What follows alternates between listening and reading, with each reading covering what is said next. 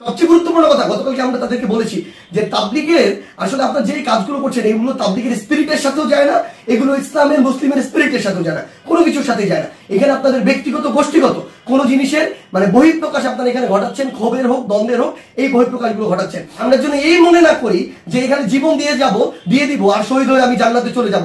আমরা আমাদের ক্ষুদ্র জ্ঞান থেকে মনে করি এটা শহীদ হয়ে জান্নাতে যাওয়ার কোনো জায়গা হতে পারে না, এটা কোনো উপায় হতে পারে না, বরং এটা তাবলীগের মধ্যে, ইসলামের মধ্যে, মুসলিমের মধ্যে, দেশের মধ্যে একটি বিশৃঙ্খলা সৃষ্টি করা হচ্ছে।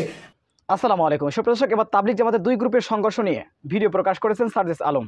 এ সময় তিনি অসাধারণ তথ্য দিয়েছেন এবং কাদের দোষ, আসলে কি ঘটেছে সেখানে বিস্তারিত তিনি বর্ণনা করেছেন। আমরা তার মুখ থেকে বিস্তারিত জেনে আসবো।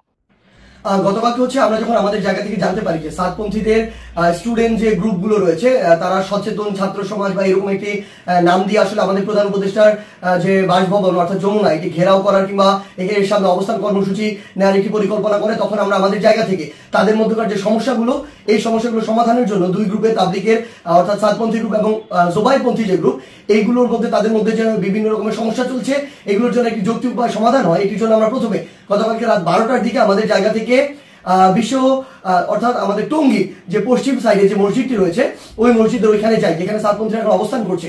সেই জায়গাটিতে আসলে আমরা গিয়ে তাদের সাথে রাত 12টা থেকে প্রায় 2টা পর্যন্ত কথা বলি এবং তাদের জায়গা থেকে তারা যে চিন্তাটি করেছিল সকাল 10টায় এখানে তারা অবস্থান কর্মসূচি ঘোষণা করবে এরকম একটি কথা ছিল এবং তারা বলেছিল এটি কেন, কারণ তারা মাওলানা সাদ সাহেবের ভিসা চায় এবং তারা তাদের জায়গা থেকে 5 দিনের জোর করার 20 থেকে 25 তারিখ পর্যন্ত জোর করার একটি দাবি জানায়।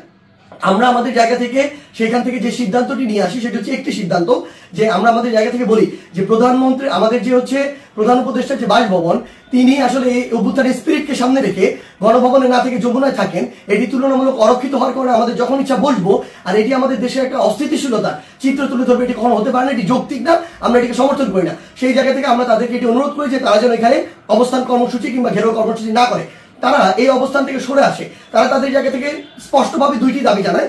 এক নম্বর যে দাবিটি সেটি হচ্ছে যে তারা মাওলানা সাদ সাহেবের ভিসা নিশ্চিত চায়, দ্বিতীয়ত তারা 20 তারিখ থেকে 25 তারিখ 5 দিনের জোর করতে চায়। আমরা তাদের কাছে বলি যে 5 দিন করে যাবেন কিনা, এই কমিটমেন্টটুকু যদি আপনাদের থাকে যে 25 তারিখ আপনাদের যখনই শেষ হয়ে যাবে তখন আপনারা চলে যাবেন, তাহলে আমরা আমাদের জায়গা থেকে এই দুইটি দাবি নিয়ে আরেকটি যে গ্রুপ রয়েছে যারা এখন কাকরাইল মসজিদে অবস্থান করছে, জোবাইরপন্থী গ্রুপ এবং সেখানে হেফাজতের নেতৃবৃন্দ রয়েছেন, তাদের সাথে আমরা গিয়ে কথা বলবো। তারা যখন এই কথাটি দেয় যে তারা এই কমিটমেন্টটি করছে 25 তারিখে তারা ছেড়ে দিবে, আমরা সেখান থেকে রাত 2টার দিকে কাকরাইল মসজিদে আসি। সেখানে আমাদের জোবাইরপন্থীদের যারা মাওলানা রয়েছেন, যারা সিনিয়র নেতৃবৃন্দ রয়েছেন তারা ছিলেন, হেফাজতের যারা সিনিয়র নেতৃবৃন্দ মাওলানা মাদুনুল হক সাহেব, মাওলানা মাহফুজুল হক সাহেব, তারা ছিলেন, সকালে ছিলেন। আমরা যখন তাদের সাথে আলোচনা করছি রাত 2টা থেকে 3টা যখন ক্রস করে যাচ্ছে, তখন এই আলোচনা চলাকালীন সময় আমাদের কাছে ফোন আসে যে সাতপন্থীদের যে গ্রুপটি রয়েছে সেখান থেকে তারা তাদের জায়গা থেকে ওই যে আরেকটি যে মাঠ রয়েছে, যে মাঠটি হচ্ছে ইস্তেমার যে মাঠ, যে মাঠটি সেদিকে যাওয়ার জন্য তাদের 10, 15, 20 হাজার মানুষ আসলে ওই রকম একটি তাদের পরিকল্পনা কিংবা মুভ দেখা যাচ্ছে। আমরা সাথে সাথে সাতপন্থীদের যে মাওলানা আব্দুল্লাহ সহ আরো 2 জনকে ফোন দিয়ে বলি যে আপনাদের সাথে এটি কথা হয়েছে যে আপনারা 10টা এখানে বসবেন না এবং আপনাদের 2টা দাবি নিয়ে আমরা আমাদের জায়গা থেকে এখনই আরেকটা গ্রুপের সাথে কথা বলবো, কালকের মধ্যে অর্থাৎ আজকেই আপনাদের 2 গ্রুপের বসার ব্যবস্থা করব, মাওলানা সাদ সাহেবের ভিসা বা এই সংক্রান্ত আলোচনা সেখানে হবে।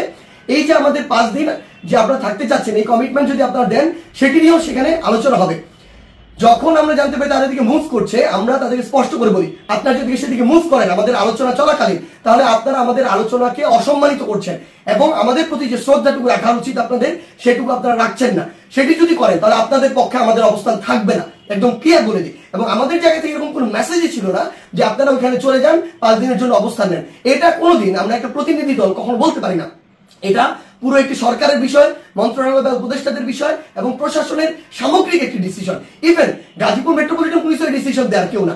সেই জায়গা থেকে তারা এইসব কোনো কিছু তোয়াক্কা না করে যেটা হলো যে সেইখানে এই দখলের বিষয়টিতে সেদিকে চলে যাওয়া হলো এবং ফাইনালি এখানে একটি সংঘর্ষ ঘটলো, যেই সংঘর্ষে 3 থেকে 4টি প্রাণ আমরা হারিয়েছি। আসলে সবচেয়ে গুরুত্বপূর্ণ কথা, গতকালকে আমরা তাদেরকে বলেছি যে তাবলীগের আসলে আপনার যে কাজগুলো করছেন এগুলো তাবলীগের স্পিরিটের সাথেও যায় না, এগুলো ইসলামের মুসলিমের স্পিরিটের সাথেও যায় না, কোনো কিছুর সাথে যায় না। এখানে আপনাদের ব্যক্তিগত গোষ্ঠীগত কোনো জিনিসের বহিঃপ্রকাশ আপনারা এখানে ঘটাচ্ছেন, ক্ষোভের হোক দ্বন্দ্বের হোক, এই বহিঃপ্রকাশগুলো ঘটাচ্ছেন।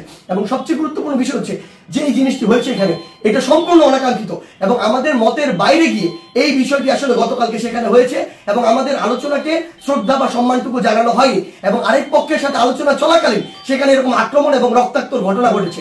সেই জায়গা থেকে আমরা শুধু আমাদের জায়গা থেকে একটি জিনিসই বলি, আজকে এখন সাত গ্রুপ সেখানে অবস্থান নিয়েছেন। আমি জোবায়েরপন্থীদের যারা রয়েছেন আপনাদেরকে একটি বিষয় শুধু অনুরোধ করব, যেটি গতকালকে রাতে তারা ঘটিয়ে ফেলেছেন বা বিভিন্নভাবে ঘটে গিয়েছে, সেই একই জিনিসের জন্য বড়ভাবে আর পুনরাবৃত্তি না হয়। কাউকে না কাউকে আসলে এই পরিচয়টুকু দিতে হবে যে আপনি যে তাবলিগ দ্বীনের প্রচার ইসলামকে ধারণ করেন, এবং এটার জন্য আমাদের এই রক্তারক্তিটি এড়াতে হবে। আমরা যেন এই মনে না করি যে এখানে জীবন দিয়ে দিব আর শহীদ হয়ে আমি জান্নাতে চলে যাব। আমরা আমাদের ক্ষুদ্র জ্ঞান থেকে মনে করি এটা শহীদ হয়ে জান্নাতে যাওয়ার কোনো জায়গা হতে পারে না, এটা কোনো উপায় হতে পারে না। বরং এটা তাবলিগের মধ্যে, ইসলামের মধ্যে, মুসলিমের মধ্যে, দেশের মধ্যে একটি বিশৃঙ্খলা সৃষ্টি করা হচ্ছে। আমরা প্রশাসনকে উদাত্ত আহ্বান জানাই আমাদের জায়গা থেকে, গতকালকে যারা এটার সাথে সংশ্লিষ্ট ছিল, জড়িত ছিল, তাদের দৃষ্টান্তমূলক শাস্তি দিতে হবে। তারা যদি ইভেন কোন একটি গ্রুপের সর্বোচ্চ নেতা হয়, তার বিরুদ্ধেও যথাযথ ব্যবস্থা নিতে হবে, আইনের আওতায় নিয়ে আসতে হবে। আদারওয়াইজ এই জিনিসটিকে যেভাবে চিত্রায়িত করা হচ্ছে সেটি কোনোদিন তাবলিগ হোক, মুসলিম হোক, ইসলাম হোক, কোনো কিছুর স্পিরিটের সাথে যায় না এবং এটি হতে পারে না। সুপ্রদর্শক, সার্জিস আলমের বক্তব্যটি আপনারা কিভাবে দেখছেন অবশ্যই আপনাদের মূল্যবান মন্তব্য কমেন্ট বক্সে জানাবেন। সবসময় সত্য নির্ভর তথ্য পেতে স্বাধীন বাংলা ইউটিউব চ্যানেলটি সাবস্ক্রাইব করে আমাদের সাথে থাকুন। আসসালামু আলাইকুম রহমতুল্লাহি ওয়া বারাকাতুহু।